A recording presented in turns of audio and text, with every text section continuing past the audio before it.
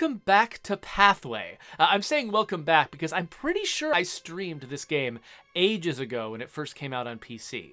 Now it's out on Switch, and I'm giving it another try, and I'm actually finding myself playing it a lot more on the Switch than I ever did on the PC. I don't know, there's something about this style of game, this sort of replayable roguelike style structure that is just perfect for me on mobile, whereas, devoting a lot of time and patience to it on PC, it can tire me out. I sit on this chair that's supposed to be good for my posture and everything, but it's not that great for relaxing. Pathway on the Switch, I can play lying in a hammock. And so it's a lot more friendly to sort of the long-term commitment that it takes to play, cycle after cycle of a roguelike. In fact, I'm looking forward to the day when The Last Spell, for instance, might come to a platform like the Switch, because, similarly, I think I could get into it a lot more on this kind of platform. So, I'm playing it, docked using my Pro Controller because that's how I'm set up here to play the game on my stream. So what kind of game is this? This is like an Indiana Jones style adventure. You've got a party of characters. Here, I've chosen the Baron, Annabelle, and Rose, who all have different skills and specialties and special abilities and equipment that will sort of help them on this journey. I've taken on the smallest campaign, the first campaign, which I've basically just been replaying like crazy to try to level up my characters so they're ready for the later, harder campaigns. But it's actually a nice, pleasant, manageable length, so I think it's a good campaign to sort of demo the game on. And the basic idea is that I'm going to be traveling across this map to that flag. You see that flag down there? I'll be traveling across the map to that flag, trying to get to the end of this particular story. And along the way, I choose my route.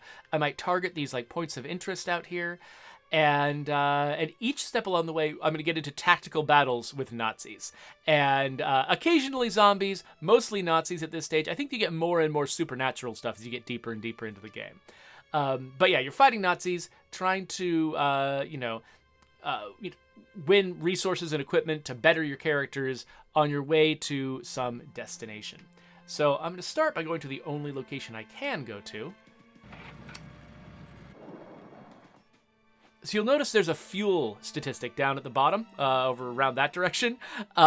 Each time you move a step, you spend some fuel. And at this early campaign, you've got enough fuel to cover the entire map. It's no big deal.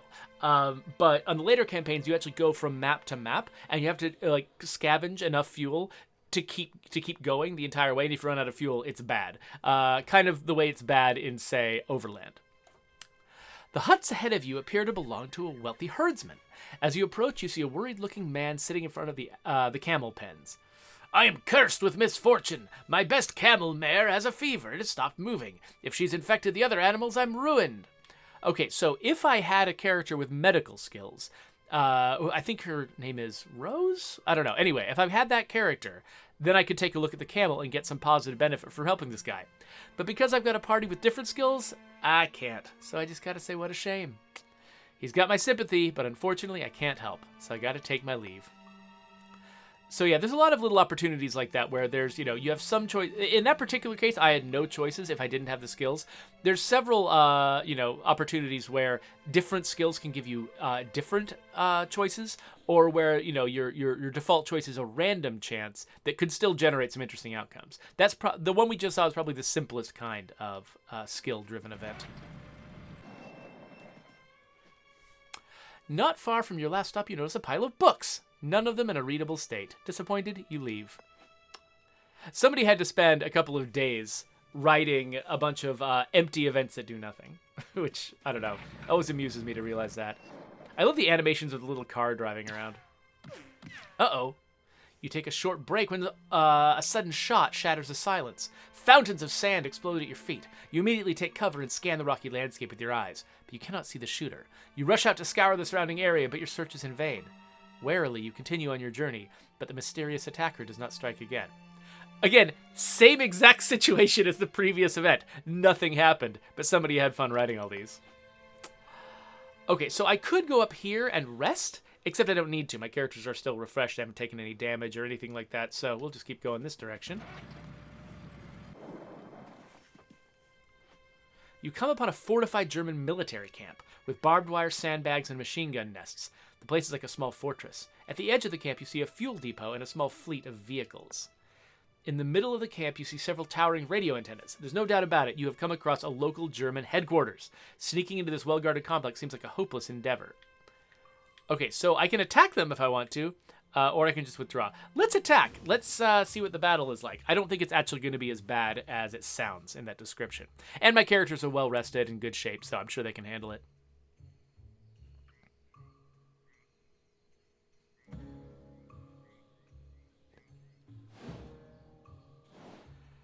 So the tank is verifying if I really do play games in a hammock. Yes, I absolutely do. For a while, I was trying to restrict myself to only reading in a hammock to get myself to read more. And then I got an Audible subscription, and I'm kind of like, you know what? Reading's overrated. I'll listen to people talk and play video games in a hammock instead. Okay, so this is the tactical map. I'm going to start in the green area. And we've got a map full of the Germans. Looks like we've got, 3 soldiers down here, 2 dogs back there. I think that's it. So this is a game where cover matters. Flanking matters in that it overrides cover. It gets rid of cover, though it doesn't. You don't get, like, if somebody's in cover and you get behind them, that doesn't give them, I think, a just giant negative or anything like that. So I'm going to place my character. So the Baron here is my sniper. So I'm going to place him so he can just run to cover the most easily. The other 2 are, like, closer range pistoliers. So we'll stick him over here. So there's a character, I believe, if I remember right, there's a character that I'm trying to unlock right now, who will be unlocked if I kill enemies using the ambush ability, which is like an Overwatch ability. So I think that's what I want to do with him, is turn on his ambush ability. As the dogs run towards us, he's going to try to shoot at the dogs. So he's on dog protection duty. Protection from dogs, not protection for dogs. Annabelle's going to run up here, and she's going to attack... Okay, so she can attack 2 different targets. And she's actually got an ability that... Oops. She's actually got an ability that lets her attack 2 different targets. But I kind of want this guy to take out that dog. So I'm going to save that 2-shot ability for later. And instead, I'm just going to shoot this guy who's close. You'll notice right here, it's got these little shields with X's on them that's saying that I can't take cover behind these posts. They look like cover, but they're not cover. Whereas, say these sandbags, these are cover. Problem is, I don't really have a great place to stick this character where she is protected. So I might just need to not do that. Let's look at her abilities, though. So she's got Healing Shot, which for some reason you can magically shoot someone and heal them. She's also got, what is this? Warning Shots. Oh, yes. So this is the thing that lets her prevent enemy movement. I don't think that's going to be as valuable as just killing this first guy. So I think she's going to take cover here, which doesn't really help her. She's going to be vulnerable to getting attacked here. There's not much I can do about it, but at least she can take that guy down. And now all my characters have moved, so now I have to remember what the control is for... Oh, it's right. It's behind me here. It's Y to end turn. So now the enemy moves. So these guys are going to get closer. Okay, good. Okay, well, not good. He still shot me, but I was kind of hoping they would stay on the high side. There we go. By the way, you'll notice when you shoot dogs in this game, they disappear into a magic portal. Apparently in this game, all dogs go to heaven, rather than dying bloody deaths. Now, you don't actually have to leave that on. You can turn it off. I have found that each time I restart the game, you can actually look at it here. Each time I restart the game, the dog-friendly mode gets turned back on. Like, I've turned it off before and given dogs normal deaths, and it just keeps coming back. So, I don't know. I guess the game is really insistent. It's like, you have to really, really want the dogs to die in order to have them actually die. So, okay. Let's grab him again. And let's use the ambush move again on the dog. And then I think, okay, from this, okay, you can see from this position who she is going to be able to shoot. Okay, so that is not cover right there. Okay, let's start with the person who's in this cover. Can she reach? Wait, no, come on. This. Can she reach both of those characters? She can. Okay, so let's have her use her two-shot ability.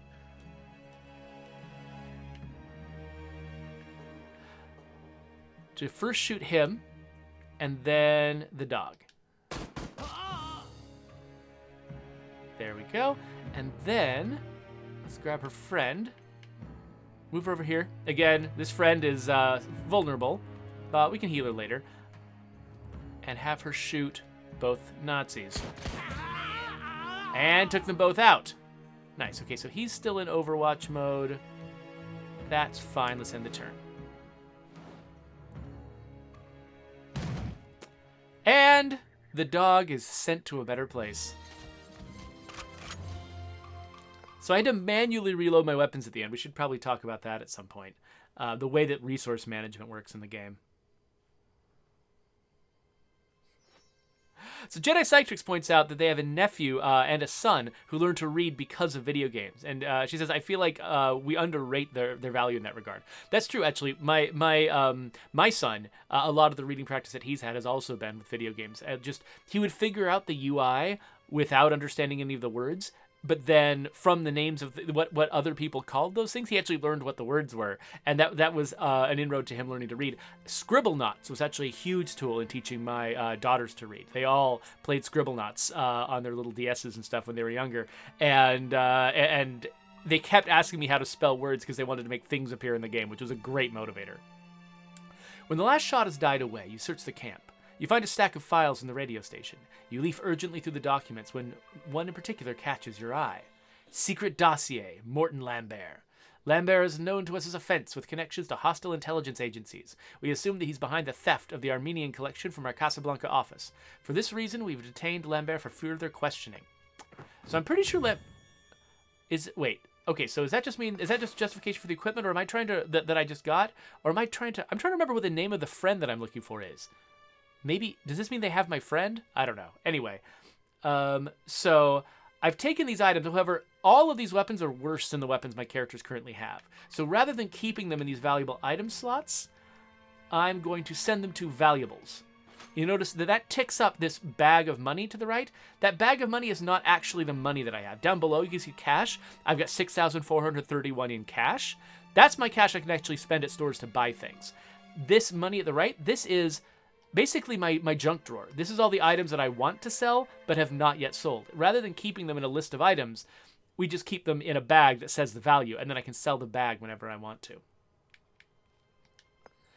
There's a lot of like interesting little simple, resource management tools there like that. Like for instance, you can see that I've got ammo and supplies down in the lower right. Each time a character fires their weapon, it uses one ammo. That includes an automatic, rifle or something like that. It will use one of the ammo resource to fire multiple, allegedly fire a burst of shots. But it's only each actual enemy you target that costs you an ammo resource, which means you can, instead of having to worry about, oh man, if I fire this automatic weapon, it will cost so much more ammo than a regular, pistol or something like that. You just don't worry about that. It's just each shot you take on an enemy costs one ammo. And similarly, the supplies resource is every time I use a grenade or a medical kit or something, it just deducts one supply.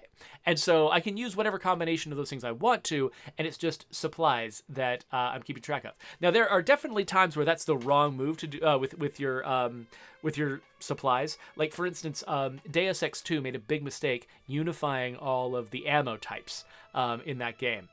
I'm not talking about the recent sequel to the recent reboot of Deus Ex. I'm talking about the original Deus Ex 2. All of the weapons use the same ammo, and just different types of weapons use different amounts. So instead of in a normal game with a normal ammo system, when you run out of rockets for your rocket launcher, then you switch to your submachine gun, and you've got bullets for your submachine gun, and you keep using the submachine gun until you've picked up enough rockets you can switch back to your rocket launcher. So it means you always have the capability to fight, you just have to, it's your tactics that get constrained. Whereas in Deus Ex 2, when I ran out of rockets, I was also out of submachine gun ammo, I was also out of pistol ammo, I was also out of everything else, of sniper rifle ammo, because they were all pulling from the same pool. And rockets would actually eat up so much of it that there was never a reason to fire a rocket at anything. It's like it was always smarter to do something else, because why waste all of that ammo? So it ended up, instead of making interesting choices, it just made every choice bad. I feel like this game doesn't do that, because the whole idea here, it's not, that you constantly need to have access to supplies in order to do basic actions in the game, and that you, for instance, you might use medical kits and grenades for the same purpose, and if you run out of one, you need to switch to the other. They do fundamentally different things, and the overall impression is just, you need to keep track of your, this is much more of a resource management game than I think Deus Ex 2 was meant to be. So I actually feel pretty good about the fact that if I'm on a run where I'm using a lot of grenades, or a run where I'm using a lot of medkits, both of them pull from the supplies, but I just need to make sure that my supplies are high. And that's the impression, is that this is much more of a resource management game where I need to keep my supplies high is one of my fundamental motivations, and then it's got lots of ramifications to the game, whereas, I don't know, Deus Ex just felt a little different that way. Anyway, that's just a rant that I go on sometimes about Deus Ex 2. That game came out before, I'm pretty sure it was before, I was about to say it was before I was a game developer, but it might not have been. It might have been just very early on. I don't remember what year it came out. No, it might have been when I was early in game development. Either way, it was one of my earliest insights into, how it's possible for a game developer to make a mistake with the way they design a system, and it sort of was part of the foundation of my development as a systems designer. Okay, so we've landed one of these question marks, which means it guarantees there's going to be an interesting encounter there. You're not going to find an empty, nothing encounter at a question mark. I'm going to quickly check the chat to make sure I'm not missing anything here.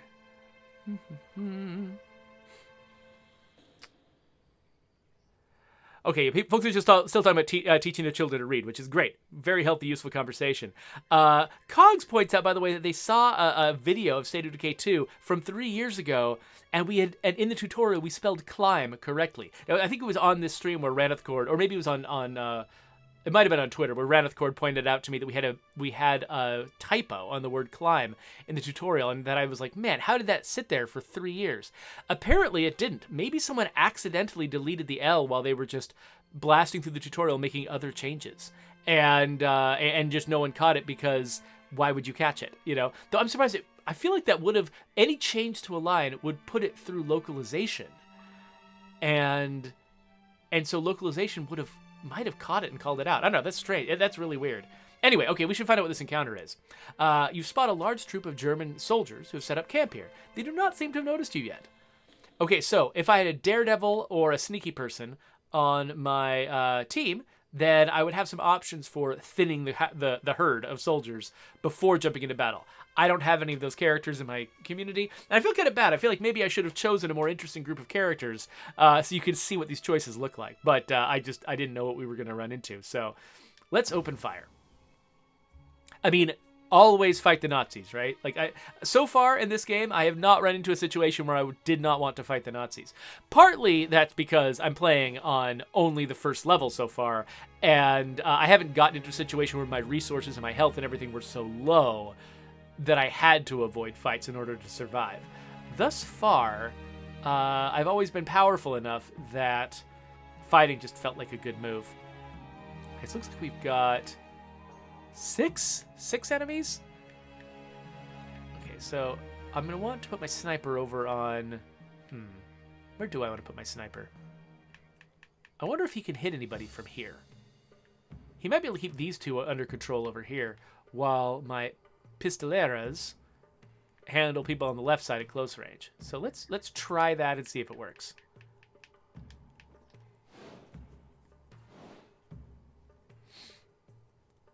Jedi Sectrix says that always fight the Nazis sounds like a good title for this video. I will take that under heavy consideration. Okay, so yes, let's run up to cover.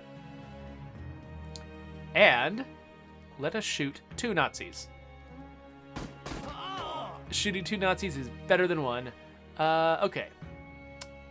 So if this guy were to use Overwatch, yes, okay, he does capture these guys in the bubbles. So we'll just do that. Keep them under surveillance while heavily undercover. And then second Pistolera.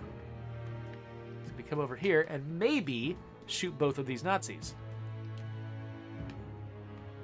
So this guy's got armor, which means that he reduces the incoming damage from each attack, but each attack also reduces his armor by a small amount. You can have that on your characters, so you notice my characters also have these blue bars. And you can find items that upgrade your armor. You can learn skills that let you wear heavier armor, that sort of thing. Yes! Unfortunately, both of them, I think, have used a resource to use that special ability, so they're not going to be able to do the same thing to the other pair of Nazis when they come up.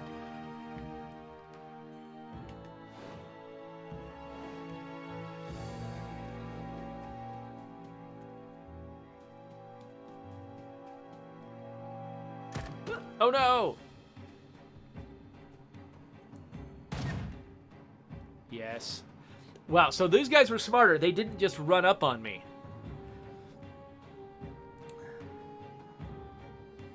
Like, the dogs will just run into your line of fire, but these guys did not. I wonder...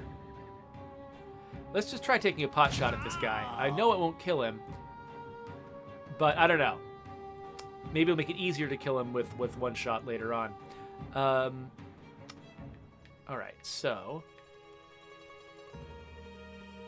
Okay, let's go down this way because it'll still keep a barrier between me and the other Nazi while I'm taking this guy down. Let's not shoot the barrel because it won't do anything. Okay, so did not quite take that guy down. All right, so this pile of rocks, for whatever reason, doesn't count as cover. Now, this game can be a little confusing sometimes because something that looks like cover will not be cover, and it won't really be clear why. It's like you can plan ahead imagining that this pile of rocks would be cover because doesn't it look like cover? And be kind of surprised that it's not. Okay, so she's not going to be in cover here, but I think it's probably more important to shoot this guy. So she's going to expose herself to danger to shoot that guy. And I think this guy is done. Let's... Oop, whoops. Let's just have him reload, because why not?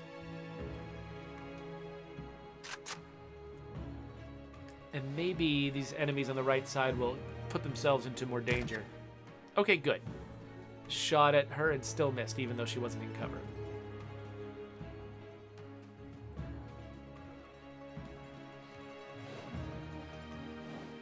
Okay, let's see now.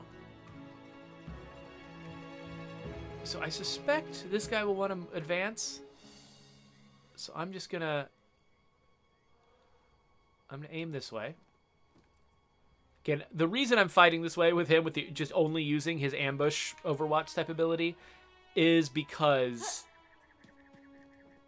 I'm going for an achievement. You unlock new characters by completing achievement-like challenges, and so that just felt like a worthwhile goal.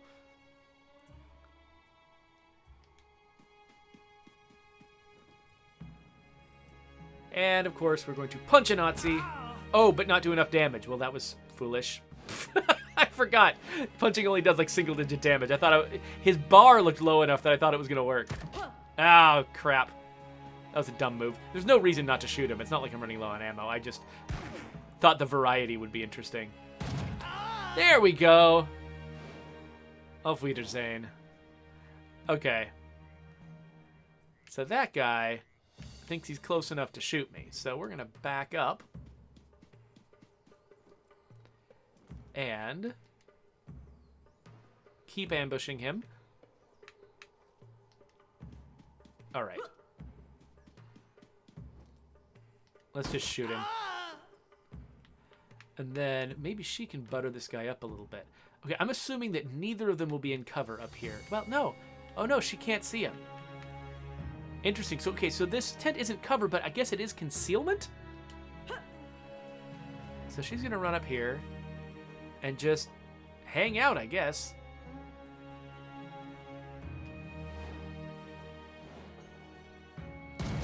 There we go. Yes! I've unlocked Georgette. Sweet. So reload all weapons. If you're running low on ammo and you're being very careful about who gets to reload their weapon, then you don't want your characters to automatically reload at the end of a match, which, you know, they do in... There's a lot of games, like I think Gears of War Tactics, Gears Tactics, for instance, doesn't have overall limited ammo. Each character has an ammo limit they have to deal with their own magazine, but then they can reload an infinite number of times. And so at the end of any combat encounter, all the characters reload just to, like, take care of that and not make you deal with it. But in this game, because ammo is a precious resource that's shared across all the characters, if you're running low on it, you might say, okay, I only want my sniper to reload. Nobody else reloads. And so they give you the option to reload all your weapons at the end, but they don't make you do it. You can handle that manually out on the map screen or during combat.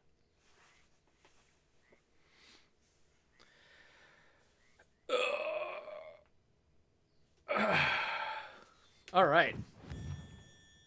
So let's take all the items, which included some fuel and some ammo and stuff like that. This is a tarnished stiletto that I do not need. Okay, so I've got a character who's physically not in the best shape right now. So Rose. Oh, so yeah. Oh, wait, is Rose? I thought Rose was my doctor, but I guess Rose must be the name of this person who is not a doctor. She is something else. Forbidden lore. Skill. Let's look at her skill tree. Oh, wait, no. Yeah, it looks like she's more of just a fighter. Okay. See, I've forgotten the name of the character who's the doctor then, because it's not Rose. But Rose, her armor is damaged and her health is damaged. So I've got these consumables here. And so I can't equip them on her in combat because she's not a doctor, but I can use them on her out of combat. So we're going to heal her and repair her armor. And you notice that used down in the lower right, you notice that used 2 supplies. So now instead of 5 supplies, we've got 3 supplies. But she's ready for the next fight. So now here is a trade post. This is where we mulch those valuables into actual cash. To the south lie the foothills of the mighty Atlas mountain range. You see a small estate nestled between a cork oak plantation and some Aleppo pines. You hear the bleating of goats, and the air is rich with the gentle scent of juniper and thyme. The property belongs to a wealthy merchant who welcomes you as guests into his home. Okay, so one thing I can do is sell all my valuables. So now the bag deflates, and I get all of that stuff in cash. Now, I've got a limit to the cash I can carry. I can only carry 10,000 in cash. So I should probably spend some of it on something, except I don't anticipate needing to. I think I've got enough fuel, and I don't use supplies that often. Let's just buy 1 supplies, just to say we have, just to be careful. But I don't think it's necessary. And we can rest up here, too, though. Oh, okay. Resting up heals all your health. I don't think it fixes your armor, but it heals your health. So I probably wasted those supplies by healing my character. But now that I've healed everybody, I don't need to. Oh, excuse me. All right. Up this way. You have driven into rockier terrain. The stones around you are getting bigger and sharper. You look for an alternative route, but eventually you have to admit that you won't get any further in this scree. You have to turn back and find another way. Okay, so lost some extra fuel there. That's starting to make my fuel supply a little bit dubious, but there's another trade post up ahead, so I can definitely get more if I need to. Only the foundations of this ancient abandoned village remain. You find nothing of importance and continue on your journey. Boring. Well, this spot won't be boring.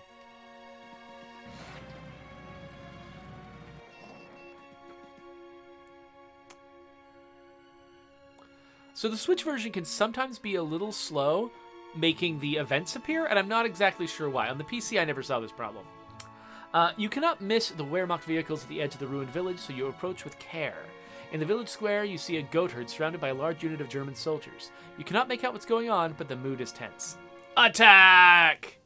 Always fight the Nazis. All right.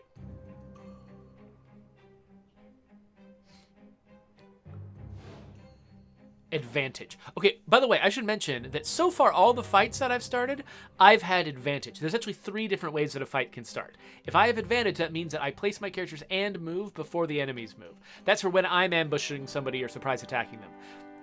There's a version called Tumult, which is meant to be, it's just confusing, where I place my characters and then the enemies get to move once before I attack. And then I think there's a third one that puts me at an even worse disadvantage. I don't remember exactly how that one works, so maybe we'll encounter it this session. Probably not, though, because I'm playing on the easiest campaign. Okay, so it looks like most everybody is to the south of me. There's one dog up this way. I no longer need to use that ambush ability all the time, so that's nice. But I might use it anyway. We'll see. So because I've got advantage, I know I'm going to move first. I don't mind putting my characters out in the open. So let's start with the pistoleras, and then whoever they don't kill can belong to the sniper. Okay, it looks like there's no way for them to shoot that guy who's down below. So, in fact, I think that guy might be the only guy they can shoot. So do these two have different... They do have different... Oh, headshot. Interesting. No, I've never noticed the headshot ability. This must be... I think this is a... Yeah, Annabelle is a character I haven't played much before. In fact, I might not have played her at all. She's only a level 1 character. You can see by the Roman numeral 1 underneath her portrait. So the headshot ability looks like it's for enemies who are already wounded. You can just definitely guarantee a kill on them. That's interesting.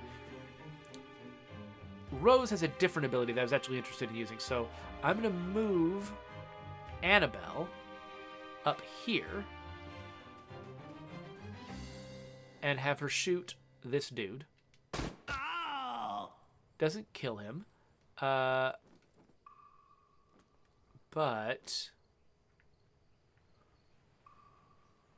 I'm just going to have my sniper shoot this guy and finish him off. Ooh, sniper probably could have killed him in one shot. Whatever. And then I'm going to stick her here and then use her warning shot ability. So if this enemy gets close, she will stop him from moving.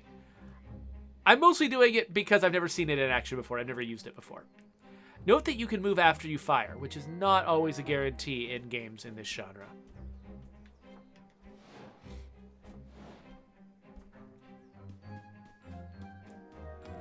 Jedi Sectrix asks, did you have an advantage because you chose to fight the Nazis? Yeah, because this was a scenario where I got the choice, where they didn't see me and I got to choose whether to attack, yes, that did give me advantage. There are other encounters where once you've arrived at the place, fighting the Nazis is unavoidable. And those are usually the ones that start with tumult, or some other scenario where I don't have the same kind of advantage. Okay.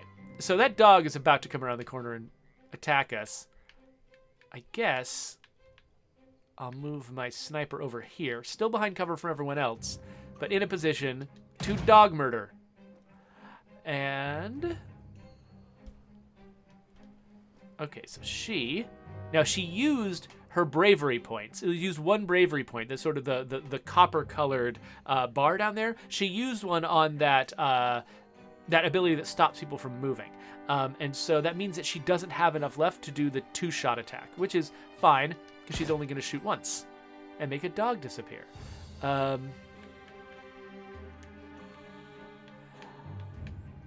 Okay, so from this position, she can aim at 2 different Nazis.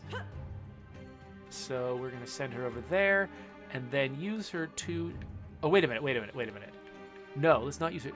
Let's see if we can throw a... oh, no, from here we can't throw a grenade and hit 2 people. Dang, we're in the wrong spot for that. Oh, well. Let's use her double shot ability then. So this guy and... wait a minute. I thought it was highlighting a different guy as red. I thought that... oh, weird. I thought that this guy, the shock trooper, was highlighted red when I moved Annabelle into position. Yeah, he is red. She can shoot him. Oh, maybe double shot has got limited range. And so she can't use it on that guy because he's further away? Maybe? Or, I don't know. That's bizarre. In any case, she has no chance of killing either of these people. But it's more valuable. If you're going to make partial progress in someone, it's more valuable to do it against the guy with the bigger health, I think. So I'm just going to miss, and none of it matters. Okay, we're kind of close to these Nazis. This is dangerous. Let's see what they do. Okay, good. He's a coward. He's overwatching. Okay. That can be intimidating. Okay. Okay. What can we do? Okay, so she is covered by Overwatch guy. So, but she has got a bravery point back, which means that she can double shot some fools. So let's come over here. And let's double shot the sniper. Yeah, so okay, she's going to do 40 to 44 damage on him, which will kill him if she hits. 100% chance to hit, so she will take him out. And she actually might take him out too. So yeah, well, but then Annabelle needs someone to shoot, so maybe she should take out this other sniper back here. Oh, he's got less of a chance, though. I like the guaranteed double kill. Oh, you know what? I wonder if maybe the other achievement I was going after was double kills with these, with the pistols. That might be why I chose these two women, because I think they're the two characters who fire pistols. Oh, he has not reloaded his gun. Well, there we go. Okay, so yeah, let's send her over here. She also can double shot. So let's send her right here, where she'll be undercover against the guy that's harder to hit. Yeah, so, okay, so notice she does not do as much damage as the other character. It's because she's got a crappier weapon. She's a newer character. I have not given her as fancy a weapon as her friend. So that's why she was not able to one-shot this guy, whereas her friend was able to one-shot a guy with similar health. Okay, I guess... Yeah, we're done, so let's end the turn.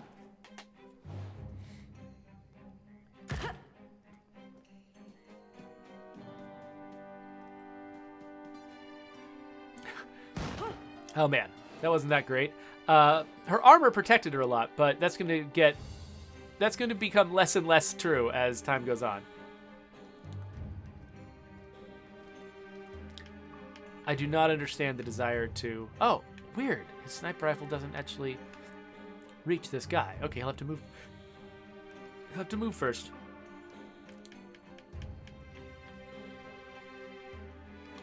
There, I guess. I don't know.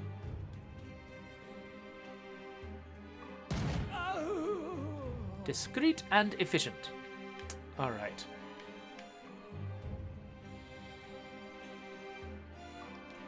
Okay, let's flank this guy.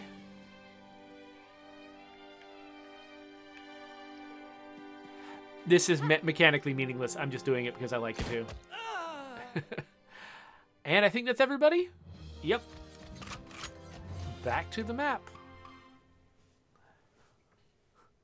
Yeah, so Cogs was making fun of me because I always find a way to kill or steal innocent beings when I'm playing games like this. Oh, you haven't even... Man, I can't wait to try out some of the stuff I want to try out with penglings in Subnautica. Okay, take all these items. Most of them are valuables. This is a grenade, but it's not as powerful as the grenades that I've already got, so I'm going to toss that in the valuables too. And now I've got 5 supplies, so...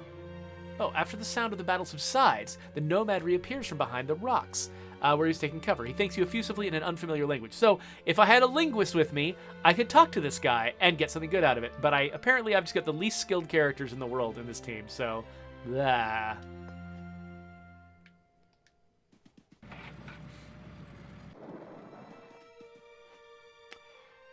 Ooh. This is some nice art. As you pass through the outer buildings of the nondescript settlement, you stop in astonishment. The sheltered valley basin ahead of you is carpeted with purple flowers. The heavy floral scent confirms your first guess. This must be a saffron plantation. The villagers kneel beside fragrant baskets. The harvest is in full swing. So, somebody made this really nice little image to illustrate this absolutely non-event.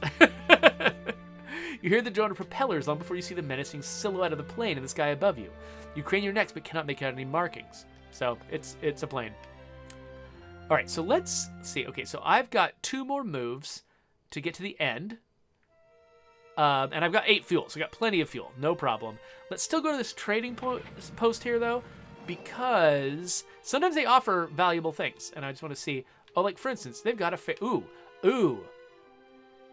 Yeah, okay, a new pea coat. That is something that I would find valuable. I think I've got characters who use that kind of armor, that's medium armor, who don't have something this good.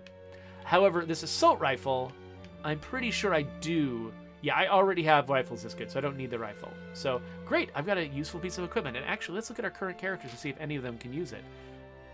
The Baron, for instance. Is he using... No, he's using light armor. But I'm pretty sure the pea coat is medium armor. Okay, so not him. What about Annabelle? She has medium armor. Okay, Annabelle. Annabelle is the one who gets this armor. So it's good. She's, her armor took damage anyway. So let's equip this to Annabelle. And now her armor is filled up and higher than it was before. Except she says it's a joke. So I don't know. But I mean... Okay, it looks like they were actually equivalent. I had misunderstood. So I wonder why... Why did I have the same value? Oh, the leather jacket is a level 2 item. It's a common level 2 item instead of a fancy level 1 item, but they're equivalent. So, it just looks better, is all. That's all I'm going to say about that. Okay, so send that to valuables. Cool. All right. Let's get back on the road. Going back to a location you've already been to doesn't trigger any events. It just costs fuel.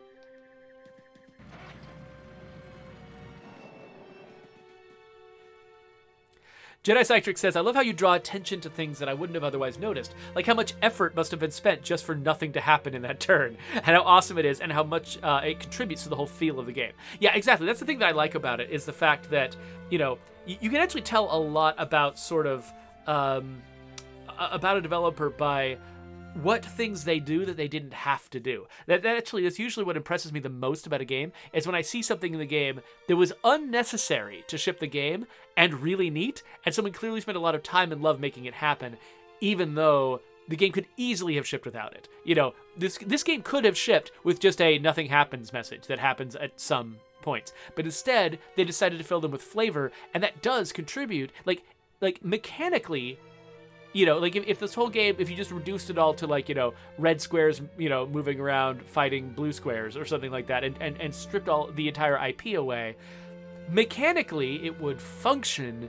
But a lot of what you love about this is the story that it's telling about who you are, what you're doing, and who you're fighting, that kind of thing. And so building the atmosphere and sort of the lore and the story of the game is essential to making the mechanics enjoyable. It's just easy to miss. It's easy to think of that stuff as cuttable because it doesn't mechanically contribute, but it does aesthetically contribute, and that's actually really important to the mechanics feeling worthwhile. The remote temple is among the dunes seems deserted, but can you trust its apparent tranquility? Soldiers appear from behind the walls with weapons drawn. It's a German ambush. Okay, so now, instead of me having the advantage, it's going to be a different kind of beginning here.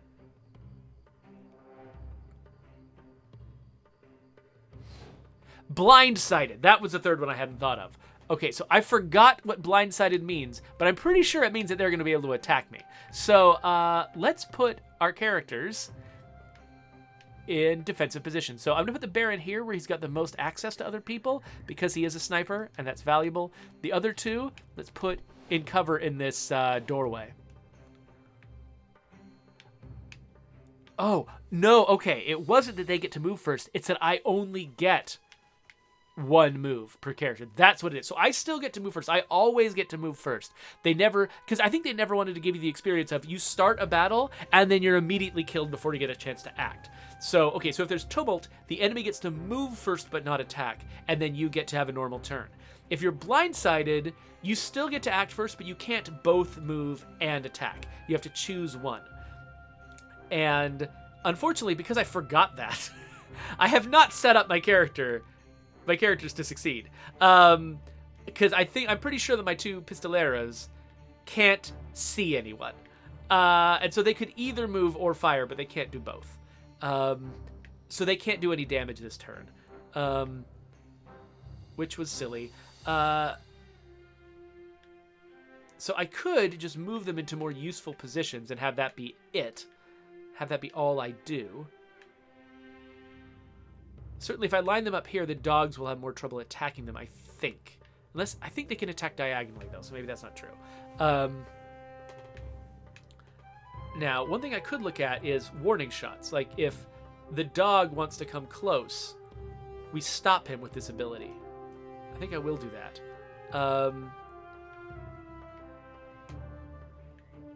I think I will move her to a more advantageous position because there's nothing she can do in, like, preparation. Well, let's see. Where can she throw a grenade to? Nowhere useful. Okay, so we'll not throw a grenade.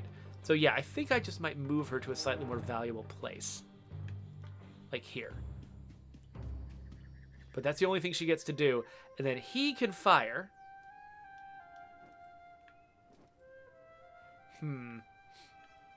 So I could try to use the ambush move to like keep this shock trooper from attacking us from behind. By hoping that he tries to move first, because I can't see him from where he is. I think I will do that, because he's probably the most dangerous thing on us right now. Alright, that's everybody.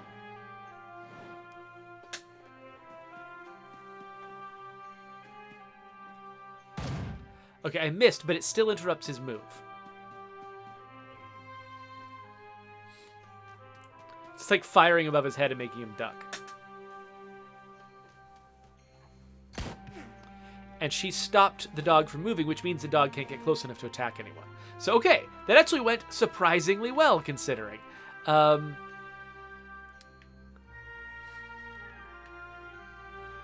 so let's... This shock trooper still seems like a pretty dangerous dude, so... Let's take him down.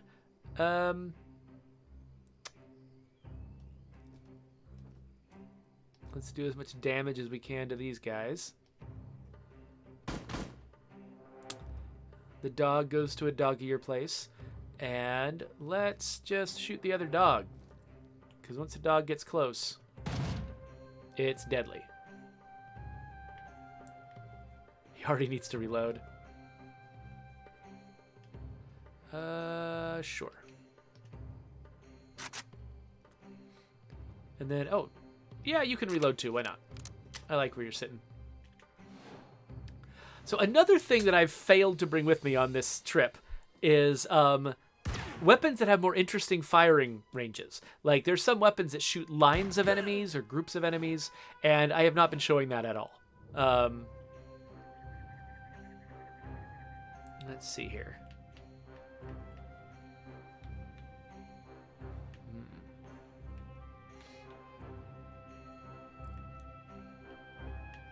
So can she already shoot a guy? Looks like she can. Well, let's concentrate our fire, I guess. Can she also shoot that guy? Yes. And then... of this dude...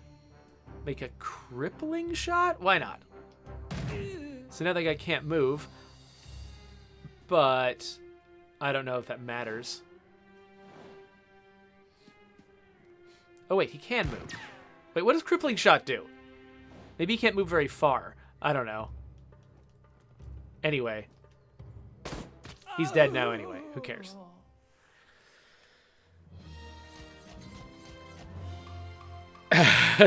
So Cogs is saying that I'm using the wrong word when I say pistolera. It says it actually means holster or something like that. Sorry. So yeah, I had the sense that there was like a word called pistolero that was like a male like a noun in Spanish, a masculine noun in Spanish meant pistol wielder. Probably doesn't mean that. I don't speak Spanish, but I was just making it feminine because both of my pistol havers happen to be women. I'm probably using that word wrong. I don't know. Okay. Oh, another shop. Oh, and some prizes. I don't think I need this though, so send it to valuables and be done. Let's just go to the shop real quick before we head to the final battle. Because why not? There might be something cool here. Ooh. Ooh, an even better jacket than the other jacket I had. Well, sure.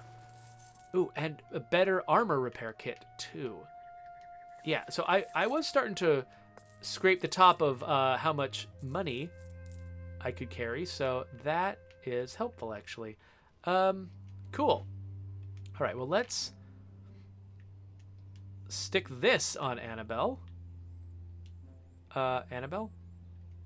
Nope, back up. Annabelle, hey you. I'm gonna equip this. Yeah, okay, now she's excited. She likes the leather jacket better than the peacoat. I'll keep that peacoat, though, because there might be somebody else in my stable of characters back home that could use it. Oh, I've got a character to level up, too. Too late! You see the fortified base of the Excavation Regiment Southwest on the Valley Plain ahead. You have finally reached your goal. As you're considering how to make it through the heavily guarded entrance, you suddenly spot a lone Wehrmacht jeep approaching your vehicle. You hide behind the rocks and wait for the patrol to disembark. Then you take them by surprise and tie them up. A short time later, you drive into the German camp wearing borrowed uniforms. The bored-looking sentry waves your Wehrmacht jeep through with barely a glance. So far, so good. I'm here to rescue a friend, by the way, in case that wasn't clear. Disguised as German soldiers, you search the camp complex. Morton must be there somewhere. Okay, so Morton is not the name of the thief that they caught, so yeah. It did start with an M, though, that's why I got confused. Your hearts race as you pass unnoticed through the crowds of enemy soldiers. You suddenly notice a small motorcade setting off. As it drives past, you spot Morton in one of the cars. You immediately jump into your captured jeep and tag onto the end of the convoy as it exits the camp and heads into the desert.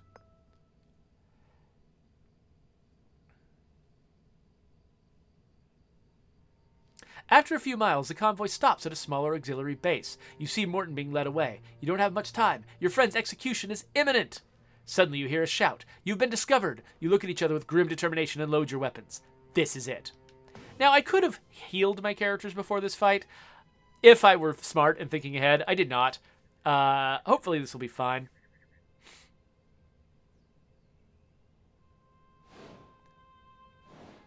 Okay, so good. I was right that the word pistolero means what I thought it did, but apparently the feminine version has got its own meaning and doesn't actually mean female gunfighter. So that makes sense. The nuances of languages you don't speak can be fascinating. All right, well, let's just place our characters, I guess.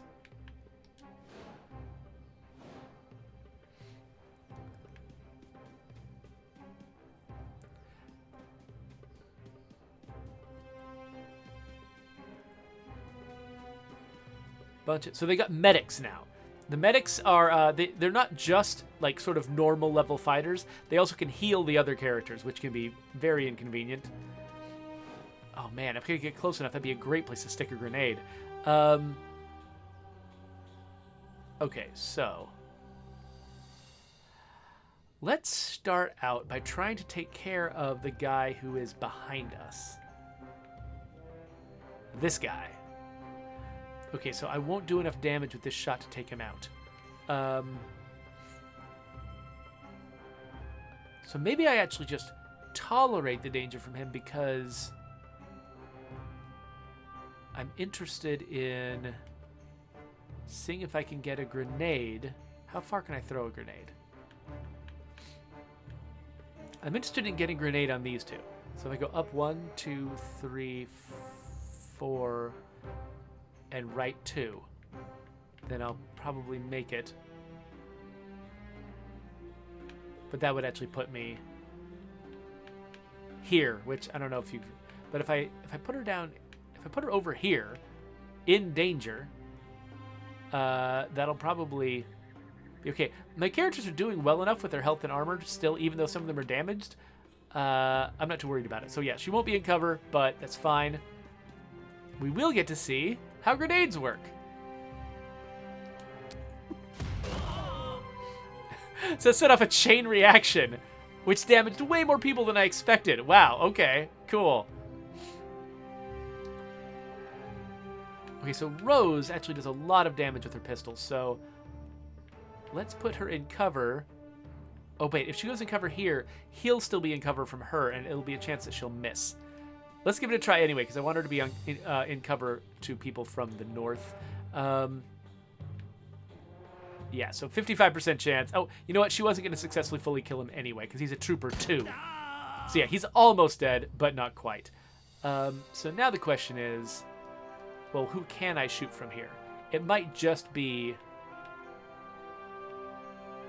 Yeah, the only actual dude I think I can shoot is him anyway, so let's just do it. Okay, good. The threat from behind is taken care of. And...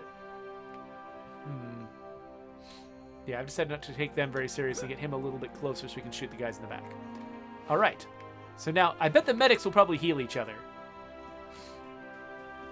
Or maybe heal the captain. Miss, haha. He's going to run away like a giant coward and shout, Angriff, whatever that means. Yep. They're healing themselves, it looks like.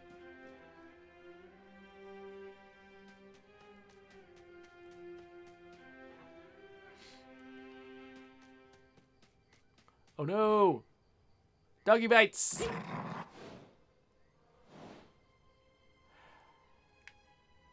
Okay. So the dog's a problem. I kind of want to two-shot these two.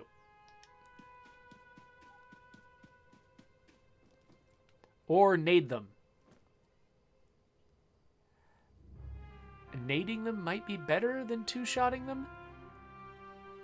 Okay, so two-shotting them has a chance of killing at least one of them. I'm not sure how much damage this grenade does. I can't compare it. I'm surprised it doesn't tell me. I think I'm going to choose double action. So we killed one guy. Oh, wait, we killed them both. Oh, I must have critted on the other one or something. Oh, that's surprising, but cool. I guess...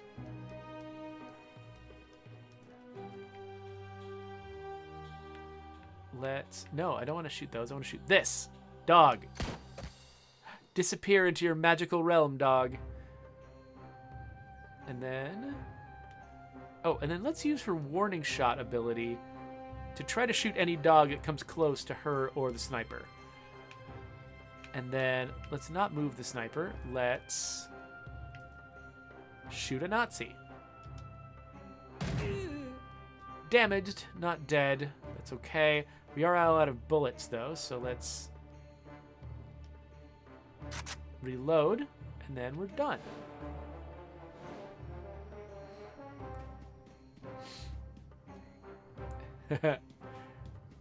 Uh-oh.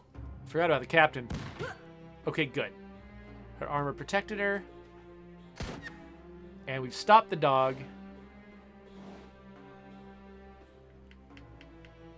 Okay, let's bring the sniper a little closer over here.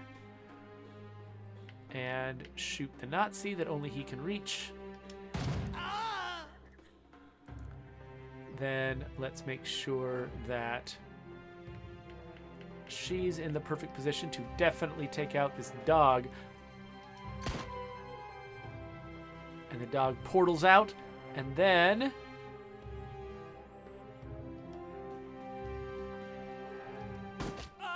take out the captain. And I think we're good. Victory! Reload all weapons like it matters at the end.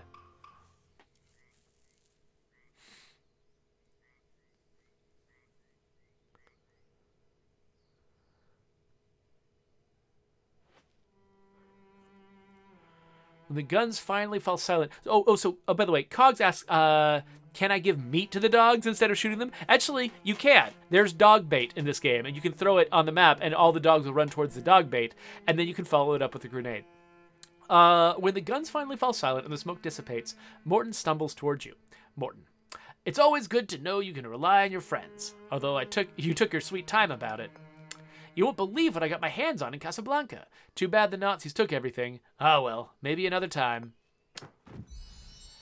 Okay, so we got a sniper rifle, a new revolver. That new revolver will be good for, was it Annabelle? I don't need a lot of this stuff, but that's totally fine. Chattering excitedly, you stroll back to your Jeep. You get in and drive into the setting sun while Morton entertains you with his absurd anecdotes. By the way, I love the how much like the Indiana Jones theme the music sounds like. Like right now, you wouldn't say Indiana Jones theme, but it starts with dun-dun-dun, dun-dun-dun, dun-dun-dun, dun-dun-dun, dun-dun-dun, just like the Indiana Jones theme. So here's my stats. Did a bunch of stuff. Cool. Left with some extra valuables. So I've got valuables in my stash now that will carry over into the next adventure. I haven't sold them for cash yet. So now we're going to see sort of the wrap-up after an adventure and the beginning of a new adventure, though I'm not actually going to launch an entire new run after this. Because there's something weird. So one way they could have structured this was to have sort of a home base area where you get to mess with your characters and their equipment and stuff freely before launching any runs. Instead, you have to commit to a run first before you can mess with the characters and select the characters and their inventories and things like that. And so that means that, like, whenever I've, like, for instance, one of my characters leveled up near the end of that, I just got some brand new equipment right at the end, I want to immediately assign that equipment and make those leveling up choices. But to do that, I have to start a new adventure. Now, maybe that was on purpose to make the cycle of the game more addictive. I've certainly done things like that in the past. But yeah, so pursue a new adventure. So I think, I'm trying to think. So there are multiple different adventures. I've only unlocked A Friend in Need and The Wrath of God. And I unlocked The Wrath of God, I believe, by completing A Friend in Need. So we just did A Friend in Need. I could have my next one be The Wrath of God, but I also just unlocked a brand new character. So I think what I'll probably do is do another Friend in Need. Next time I play through, I'll do one more playthrough just to get used to the new character, and then I'll probably move on to start tackling the tougher campaigns. Like, I don't know, this is the way I do stuff like this. Like, I tend to sort of turtle up. I tend to sort of, like, cycle on leveling characters up, doing side quests, that kind of thing, getting everyone as powerful as possible before taking the first step forward. And that's just my, like, that's my play style, so that's probably what I'm going to do. So let's select this, and let's have a look at the new character we just got. So I think it was this character. Okay, so she's got, what is this, Sixth Sense? Oh, okay, so she's got some special ability that unlocks rare options in encounters. That's cool. Shadow. We use shadow event options too, so she's sneaky and cautious. Finds more ammo. Cool. Oh, she wears medium armor, which I've just got some medium armor, so that's great. She also uses sniper. So she's my second sniper. And she can use medkits. Okay, so let's have a look at the inventory here. So even though it's not actually an improvement, it looks nicer. So I'm gonna give her the peek out. Send her old jacket to valuables. I've got a fancier sniper rifle. We can see a comparison here. Oh, wait a minute. So she starts with a level 3 sniper rifle because she's a hard character to unlock. So this advanced level 2 sniper rifle, still not as good as her rifle. So, okay, so this sniper rifle, even though it would have been nice early in the game, it's actually not nice anymore. I don't need to have these band-aids. She's got band-aids that she can use in combat because of her medical skill. So she can heal people right in the heat of battle instead of waiting in between stuff. This artifact is a thing that's good for characters who wear light armor. It makes their armor more powerful. I've already used it on all the characters I intend to use it on right now, so I'm just going to send it to valuables too. And then I was going to look back at Annabelle, my recently unlocked character, who's still level 1. And I'm going to see if this revolver's an improvement over her old one. So yes, it does more damage, so she can actually kill more Nazis in one shot. And it does armor-piercing damage as well. And a higher crit chance. So yes, this is a good gun. So let's equip that. And then I don't think I've got anybody who needs a pistol like this. So I'm going to sell the pistol. And then let's look over here at Rose. Rose can be leveled up. So let's see what we can give her. So we can give her better knife damage, better pistol damage, or increase the strength of her light armor. So I've liked having her use a pistol so far. She's pretty effective with one, and she already does a ton of damage with the pistol that I've given her. So upping that even more just makes me happy. I tend to like to lean into my strengths more than I like shoring up weaknesses. So we'll do that. So that's how you level up a character. You just choose a skill from the skill tree. And I think that they also get additional health and stuff. So yeah, so for our next run, because we're doing, again, another easy run, let's bring some low-level characters. Like, let's bring our new character, Georgette, with us as our sniper. And let's see who... Okay, so this character... We need to kill enemies with melee attacks to unlock this character. For this one, we need to evade attacks, which I kind of do automatically sometimes, so it'll take some time, but whatever. Reviving characters. So I because I've been playing at a low difficulty level, my characters never die in combat, so I haven't had a chance to make any progress on this. I think occasionally, I think I've like once or twice needed to revive a character, but it's been very rare. And then killing undead, there's more undead in the later campaigns. So really, the main character that I could make progress on right now is this one, killing enemies with melee attacks. So let's grab some melee heavy characters to send out with Georgette. So I know this guy is a melee heavy character. And I believe... Oh, no, I took away his knife. This guy is a knifey character. He's also got a burst fire weapon, which will be interesting to play with. So that's it. So we're going to send these guys up the road. This next campaign, I'm going to do my best to kill enemies in melee as much as I can so that I can unlock another character. And this is kind of the way that I've been approaching this game is I just want to unlock all the characters I can before I move forward, which is weird. I don't think that's how they intended you to play the game. I think they intended you to make steady progress through the different campaigns and just keep riding the edge of the difficulty you can handle. I'm pretty sure there's better equipment and stuff like that starts unlocking, and I'm probably just scraping the top of the kind of equipment that I can get. So I'm a little bit silly in the way that I play this game, but here we go. You take a break in a provincial backwater a few miles beyond Casablanca. This is the last outpost of civilization. Beyond this point is nothing but merciless desert. Morton is out there, somewhere. Okay, so we're after Morton again, and we're right back in the position that we were in when we first started this session. And so that actually makes this a really good time to end. So that's Pathway. So I've only showed you the very first, early campaign, and because of just the weird way I play that campaign a lot. I'm still having a lot of fun despite the repetition. It's fun to sort of to figure out how to survive these encounters. It's fun to just be leveling up these characters and increasing their equipment over time. It's got a lot of the same sort of feel of, I don't know, playing a game like Destiny, right? And just getting these like these incremental improvements to your characters and your skills. So, but it's a small scale game that's really easy to pick up and put down. It's really perfect for the Switch, and so that's why I like it. So anyway, if you would like to subscribe to my channel, I'll stick a button right there. I'll link some other games, maybe other roguelikes that you might want to check out. I don't know. And those of us who are watching me live, we're going to play something else.